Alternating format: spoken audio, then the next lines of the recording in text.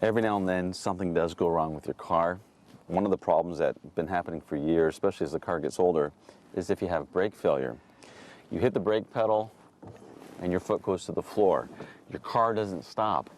Besides panicking, what are you going to do about it? Well, the first thing you can do is pump the brake pedal. If you pump the brake, you're doing two things.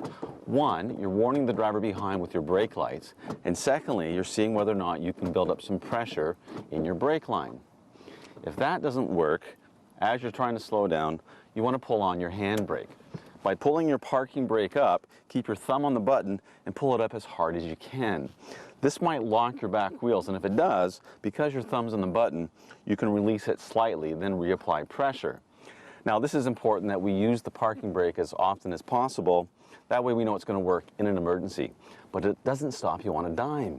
It actually is like half the space, or twice along the space as you really need to stop. So let's keep pulling that up hard.